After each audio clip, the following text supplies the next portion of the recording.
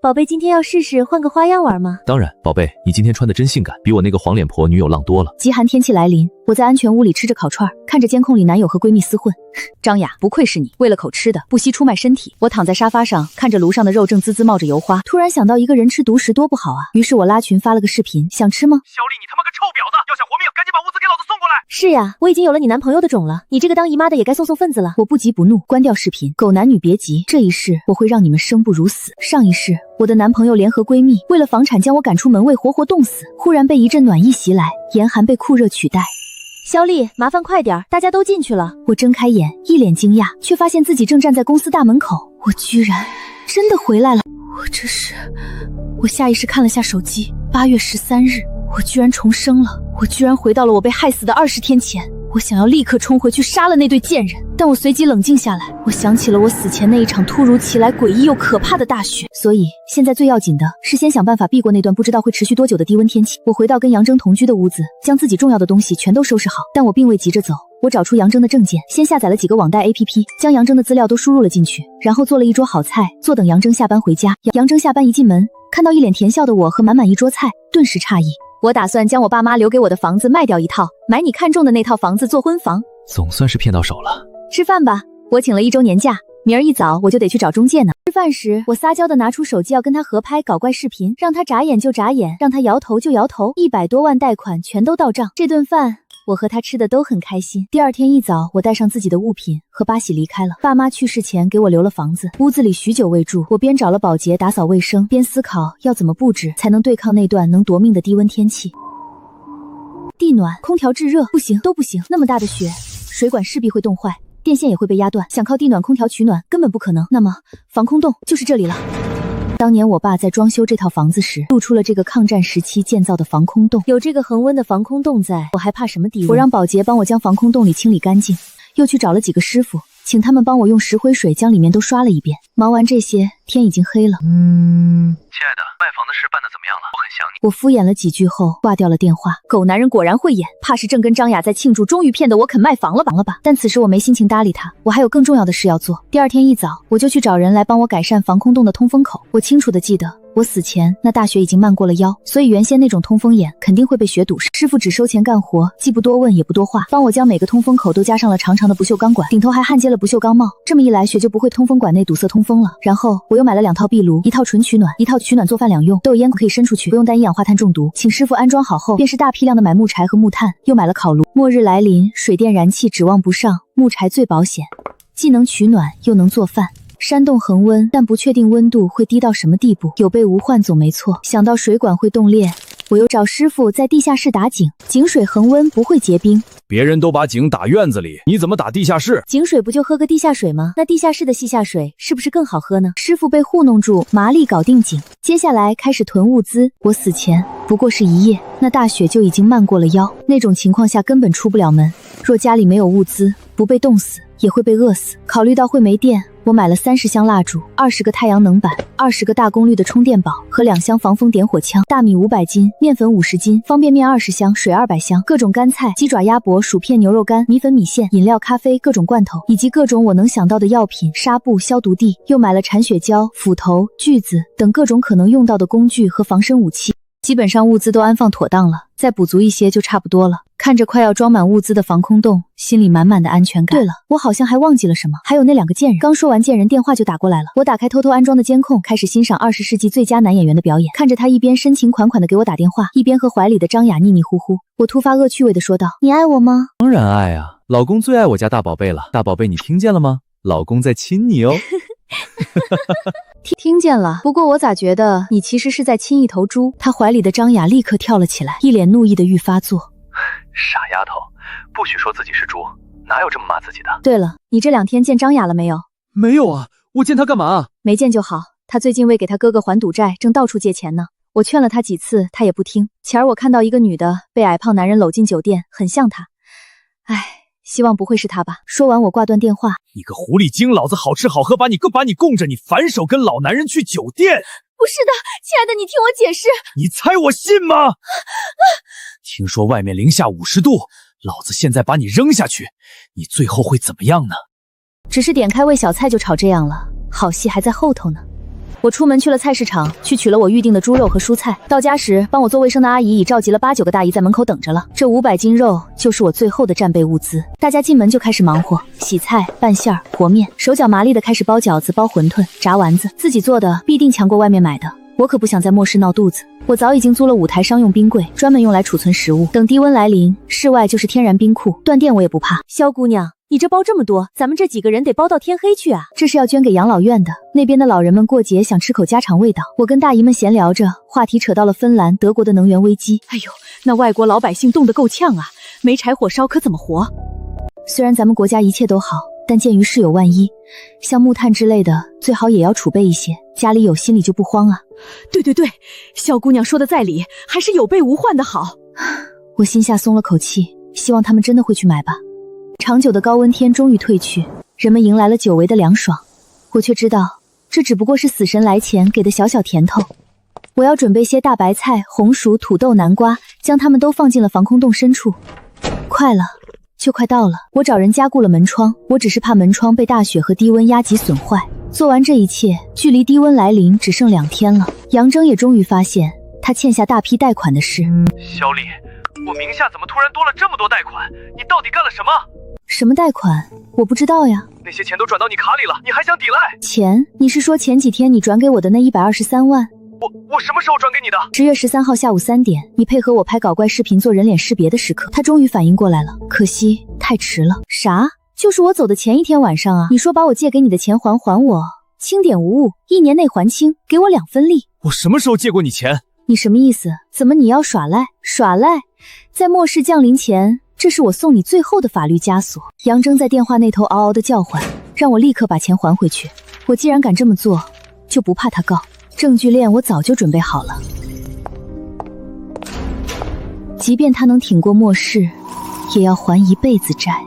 末世倒计时的最后一天，一上午的时间，我都在检查屋子内的所有设施。在确定无误后，时间来到了下午。临近下午，天气还不见变化。不过我知道，到了晚上，这个世界就是另一番风景了。住所的事情忙完了，现在该到那2个贱人了。我拿出手机给那2个贱人打过去。亲爱的，昨天是我错了，那些钱今天就还给你，你可千万不要告我。现在知道怕了，看我心情吧。亲爱的，你最好了，你大人有大量。晚上我们去老地方吃顿饭吧，好久没和张雅聚聚了，你把她也叫上吧，我顺便把钱还给你。监控里2个人还在商量晚上该怎么狠狠宰我一顿。我关好门窗，放空了水管里的水，防止冻裂，这才将晒了好几天的被褥抱进防空洞里，把我的床和巴喜的窝铺好。今天晚上我就要在这里睡了。我的好姐妹，你到了吗？我和杨铮已经到了。你们稍等一下，我这边堵车，还要一会儿。过了一会儿，杨铮也打电话过来，我同样的回复，他们一遍又一遍的催促，等吧，等到这世界最后的温暖消失。我吃完晚饭就躺在温暖的被窝里了。屋外天气骤变，天上飘起鹅毛大雪，他们终于意识到自己被耍了，气急败坏地问候着我的仙人，随后打了辆车回到家中。回吧，回那个我亲手为你们准备的冰柜。真没想到他心计居然这么深，这么多年我竟一点都没看出来。你怎么这么蠢？他让你干啥你就干啥，你是猪吗？还不是你总说他好骗没心眼，不然我能这么相信他？那你是怪我喽？难道他说的是真的？那钱就是你跟他借的？怎么可能？那借条是怎么回事？我怎么知道？我怎么知道？我是在他们的争吵中睡着的，醒来时已是夜里3点，确实凉了很多。即使有火炉加热，也还是很冷。1楼的温度比地下室更冷，饶是我把棉袍裹得紧紧的，还是直哆嗦。我拉开窗帘，末世低温如约而至。我躺回床上，又在被子上盖了床买子，被纺织物暖暖包裹着，让我有很浓重的满足感。我拿起 iPad， 监控中杨铮和张雅将所有衣服和那床夏天盖的薄被子都紧紧地裹在身上，抱成一团缩在沙发上。怎么会这样？不清楚，以往这些都是肖丽在收拾的。不对，肖丽的东西好像都不见了。好家伙，终于发现了！我半躺在被窝里，看着 iPad 忍不住笑出声。你们很快就会发现，不光是被子和厚衣服都没有了，食物也没有。我走的时候已将屋子里的食材全部清空丢弃。杨铮和张雅都是不做饭的人，我不在，他们都是叫外卖。我只希望在这样的低温大雪里，还有超人小哥给他们送外卖吧。唉，我真是太善良了。我正笑得高兴，手机疯狂响起，是杨铮。你说你回去卖房其实是骗我的，对吧？你把你的东西都带走了，你其实根本就没打算回来，是不是？想卖房不一定是假的，但是带走我的东西没打再见你倒是真的。你本来就盼着我不回去，不是吗？你什么意思？我没什么意思啊，给你们2个人腾个空间，让你们享受2人世界还不好吗？你不会真当我什么都不知道吧？我将2个人在床上不可描退的视频发了过去。你好厉害啊！你听我解释，不是那样的。解释张雅的身材吗？我挂掉电话睡觉，再醒来时已是上午10点。杨铮的谩骂短信像瀑布一样刷屏，我一笑划过。大部分人都在哀嚎，疑惑9月的天气怎么会冷成这样。那再给你们加把火吧。我先发了个红包，吸引了众人的注意力。我是气象局内部人员，大雪最少下半个月，珍惜水、食物和衣被，做再坏打算。我提醒他们关好门窗，没吃没喝的人，为了活命，什么都要干得出来。这把火不仅能烧掉你们的理智，还能让这个世界提前进入弱肉强食的狂欢。他俩必定会向邻居求助，而我要掐断他们的求助之路。我记得那天被冻死前，曾向对门和楼下求助，却无一家开门。我不恨他们，大难临头各自顾，没人欠我。既然当年没人给我开门，今天也绝不会有人给你们开门。我点击发送，脸上浮现出邪恶的笑容。既然当年你们没人开门，那今天就请把门锁得更死一点。希望我们都能熬过这场大雪，但你们2个例外。业主们都开始清点物资，不管信不信，这总没有错。至于那2个贱人，我想应该没人会分享食物给他们了。真希望我的好男友和好闺蜜能熬过这场大雪，我可真是太善良了。这一点非常不好，得改。发现天然气还没断，便开火做饭。猪油、生抽、醋，还有点睛之笔的蒜叶，在面里握了个荷包蛋，再浇上滚热的面汤。一碗香喷喷、热腾腾的阳春面就完成了。吃完面，我伸了个懒腰，起身回卧室。这时我才发现，大雪已经快把窗户都埋了。透过缝隙，能看到大团大团的雪还在如雨点般砸得又快又急。不好，哪里被堵住了？一旦盖过通风口，我就会被活活闷死在这里。还有预留的通风口，我瞬间惊出了一身冷汗。想闷死我，没那么容易。防空洞在山上的通风口我去不了，好在有2个通风口靠近露台，我只需保证这2个通风口通畅，就不会被闷死。露台上的雪已堆到了腿部，幸好还算蓬蓬松。费了老半天劲儿，看到通风口没被影响，我松了口气。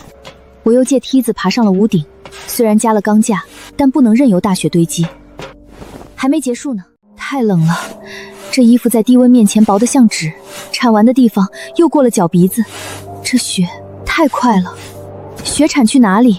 明天下午2楼就会被埋了。我准备了那么多，却忘了考虑这房子不够高，我不能先死。我要是闷死了，杨铮他们就活得太轻松了。做完这一切，我才回到屋内，真替你们高兴呢。不断电就没那么快冻死，咱们慢慢玩。外面是地狱，但我这里是人间。壁炉不仅是为了取暖，更是为了让出烟筒变得滚烫。这下我可以安心看戏了。防空洞里温暖，我泡了壶茶，惬意地伸了个懒腰。茶很香，不浓苦。我倒了一杯凉着，点开监控。小丽这个贱人，等雪停了，我不会放过她。等雪停，杨铮，你恐怕不知道，这雪下的连神仙都出不来，这就开始狗咬狗了。戏才刚开场呢。老公，我饿了。妈的，外卖下单没人接，我能怎么办？还外卖员，吃，你就知道吃。吵大声点，吵累了肚子会更饿的。这就受不了了。好戏才刚刚热场，全是杨铮的，被我略过。好家伙，他还想着我不知道他和杨铮在一起，还在跟我演。我粗粗扫了一眼，没回。上午铲雪出了大力气，午饭打算吃好点儿，翻炒的差不多了，盛出来，加葱姜、香叶、八角，倒入料酒、生抽、老抽、醋，加水烧开后，我将锅端去了防空洞内。米是用的五常大米，喷发着诱人口脱的香气。末世之时，谁知道能活多久？我要对自己好点。可以开动了，自然是要将这锅香喷乱炖给他们瞧瞧的。于是我打了个视频过去。我可是个善良的人，哪能忘记你们呢？快，肖丽这个贱人给你打视频了。看啊，那双眼里除了贪婪什么都不剩了。前世他抢我的食物时，也是这副吃人的嘴脸。张雅，这顿饭我请你看个够。哎呀，没想到这个时候居然下雪了，还下这么大。得亏我家里是有壁炉的，不然真要冻死了。他居然在烤火，他还有吃的，他怎么可以过得这么舒服？他凭什么？我举着一个大鸡腿，想吃吗？不就一个鸡腿吗？以我的能力，想找吃的还不是信手拈来？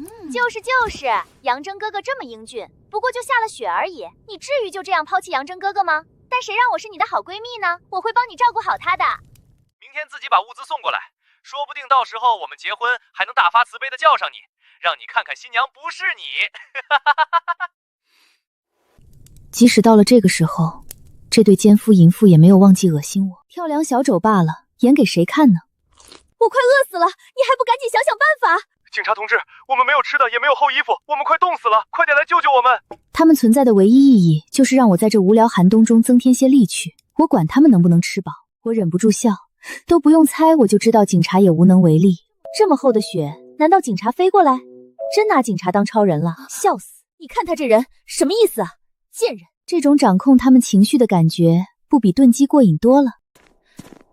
雪遇到烟筒口的热融化蒸发，那可是我的呼吸器。还好和特意加长的最后的安全，那时也能感觉到最少2天内不会被埋。也不知道多少度，手机竟然在户外直接被冻关机了。在炉火前烤了半天，才微微感觉到雪在流动。那边的监控竟然连不上，看来是断电了。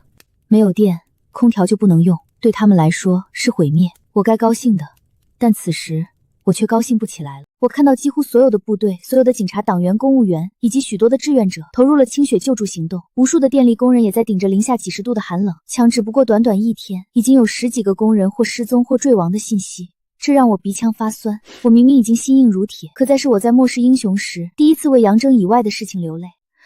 我想我还是狭隘了，这世上不仅小人，更有英雄。如果真到了那一步，这些资源能为那些逆行者提供多少支持呢？这一夜我睡得特别踏实，连梦都没一个。醒来时已经是早上7点，壁炉的火已经熄了，但防空颠倒之内的温度还算可以。一咕噜起身，惦记着志愿者群里的约定，连汤带水下肚，换上全副组装。大雪漫过了2楼窗户，我得把露台和屋顶的雪铲干净。按志愿者的约定，大家都先尽力把家门口往外的通道铲出来，再慢慢一路向外顺旋，只要有路就能救人。我放弃了，凭我的能力挖到死我都挖不到院门口。群里的小伙伴们都垂头丧气，纷纷表示这一套行不通。我们都很好奇他们是怎么出的门。那些工人、军人、警察，有的靠木板，有的用宽木条，有的纯靠人多硬挖。我们一面唏嘘一面欢喜，我们也找木板，可我家只有木柴，每一根都被老板体贴的劈得条条正正，代替不了木板。我尝试着将木柴绑成小排筏，才踩上雪，我人就陷了下去。我又慌又怕，手脚乱舞，好在雪不板时幸好我系了根绳子，另一头拴在栏杆上。这个办法也行不通，外面实在太冷，我站在风雪中已经冻得说不出话，跟他摆摆手，我赶紧冲回了防空洞。我正准备倒杯水喝，眼前突然一黑，只剩了壁炉里的火光。停电了，终于还是到了这一步。没有电，也不知道王叔和王阿姨能不能挺过去。居然已经到了下午2点多，这个时间仿佛开关，瞬间触动了我的肠胃，瞬间饥肠辘辘，没心思再折腾做饭了，依旧是煮饺子，热乎乎的全吃下了肚，身上彻底暖和。吃饱后才开始查看手机里的信息，谢天谢地，大概是因为紫金山上有信号塔，所以我在防空制内信号依然不错。都停电了，杨铮还有张雅还在骂我，对我还真是真爱啊。小伙伴们都在讨论怎么才能乘风破雪地打开生命通道，可说来说去都被现实打败，谁也没有更好的办法。聊着聊着，有的人就不再回复了，大概是手机没电了。我建议大家还是放弃，先保护好自己，坐等政府救援。我们势单力孤，在大自然面前力量弱如蝼蚁，还是不要白白送命的好。这场雪还要下到什么时候啊？没人回答他，因为谁也不知道后续。为了节省电，我关掉了应急灯，抱本书坐在柜炉前就朝火光看着，这样好舒服啊。书没看几页，懒腰倒打不少，最后我看睡着了。我是冻醒的，睁眼一看，边上的小夜灯一亮，电回来了。也不知道这些电的背后是怎样的代价。官方通告清楚传达，大雪减弱，飞机撒盐清雪，居民暂勿外出。这条通告立刻炸开了锅，所有人都在欢呼，雪要停了，撒盐会让积雪快速融化，大家很快就能迎来救援了。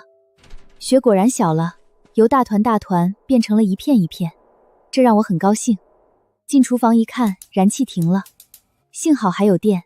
我打算做点好吃的，我取出半成群肉类，将炭盆点上，架上烤盘，打开吸烟器，开始烤肉吃。